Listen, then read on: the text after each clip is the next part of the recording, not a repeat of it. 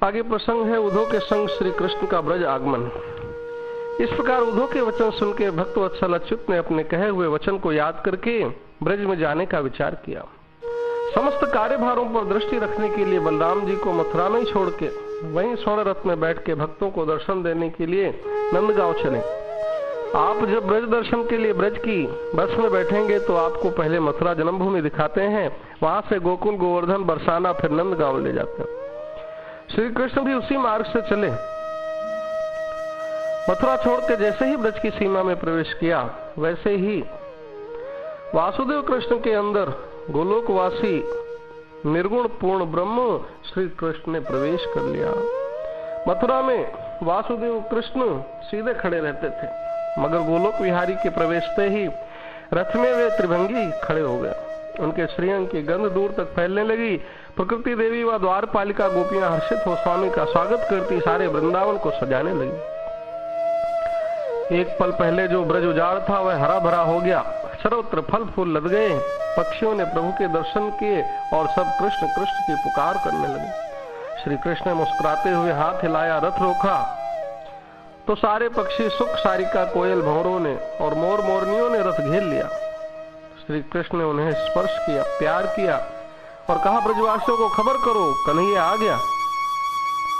स्वामी की आज्ञा होते ही पक्षी उड़े चारों दिशा में चहचहाने लगे। कुछ सुख, सारिका, गोकुल, गोवर्धन, कुछ बरसाना, कुछ नंदगांव जाके कृष्ण आ गए का शोर करने लगे। ब्रजवासी तो आशा छोड़ चुके थे, परंतु सोचने लगे शायद ये पक्षी कृष्ण विरह में पगला गए हैं या उद्धव कृष्ण को लेके आ रहा है। आशा महान है। सब पूजा आरती सजाने लगे। यहाँ रथ गोवर्धन के राजमार्ग पर पहुंचा। सखा वहीं गौ चरा रहे थे। कृष्ण ने रथ रोका, गौओं का ध्यान गया। गौओं ने स्वामी को पहचाना।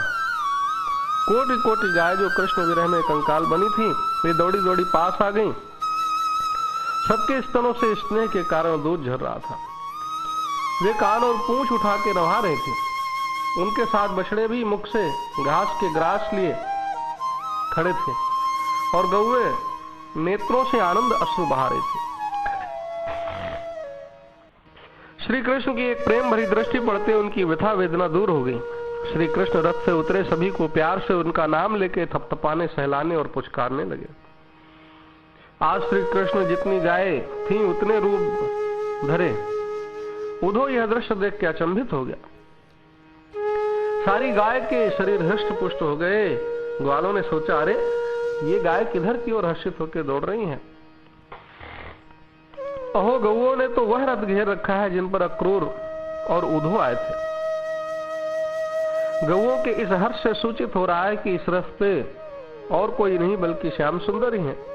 हमारे दाहिने अंग भी फड़क रहे हैं। ये हरियाली, ये पक्षी कृष्ण कृष्ण आने का संदेश दे रहे हैं। सारे गोप दौड़े। गोपों ने देखा रथ पर उद्धव है और कृष्ण भी है। सारे सखा जय कन्हैया लाल की, जय कन्हैया लाल की नाचते नाचते करीब पहुंचे। कन्हैया रथ से कूद पड़े। प्रेम विवल हो अपनी दोनों भुजाओं से भेंटने लगे। नेत्र कमल से अश्रु बहाते हुए उन्होंने पृथक पृथक सबको हृदय से लगाया। अनंत रूप लेके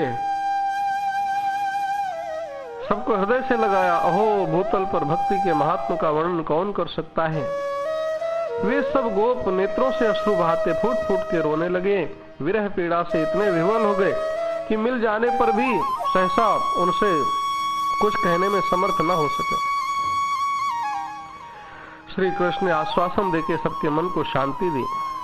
फिर उद्धव को कुछ ग्वाल बाल के संग गांव में अपने आने का समाचार भेजा। उद्धव ने नंद नगर में जाके सबको बताया श्री कृष्ण पधारे हैं और वायु वेग से ये बात सर्वत्र फैल गई। नंद बाबा मैया के आनंद का ठिकाना न रहा। सारे ब्रजवासी आरती पूजा का थाल लिए स्वागत करने लगे। सब विविध वाद्य बजा रहे थे। भरे कलश लिए ब्राह्मण लोग वेद मंत्रों का उच्चारण करने लगे। बरसाने से वृषभान ने हाथी पर बैठ के कीर्ति के संग श्री कृष्ण का स्वागत किया। श्री कृष्ण सामने से सखा वृंद संग पैदल आ रहे थे। सखाओं ने कृष्ण को कंधे पर उठाया। सब नाचते गाते बजाते चले आ रहे थे और उनके पीछे गोधन चल रहा था। उद्धव इस अद्भुत दृश्य को देख बड़े आनंद के उछलने लगा। जब बाबा मैया ने लाला को गले लगाया, अश्रुपात किया, तब तो उद्धव भी रोते रोते धरती पे मूर्छित होकर गिर पड़ा। श्री कृष्ण फिर वृषभानु, कीर्ति, नंद, उपनंद, सनंद सभी बुजुर्गों को प्रणाम करते हैं, समवयस्क सखाओं को गले लगाते हैं, अपने से छोटों का हाथ पकड़ के बैठ गए। फिर श्री कृष्ण ने हाथी के ऊपर नंद यशोदा को बैठाया। उनका हाथी फिर वृषभानु कीर्ति की हाथी की सवारी चली। फिर कृष्ण रथ में उद्धव के संग चढ़े, उनके पीछे ब्रजवासी गोधन संग लिए चले। बड़ा दिव्य दर्शन था। आकाश से देवगण हर्षित होकर पुष्प बरसाते हैं, दुंदुभी बजाते हैं।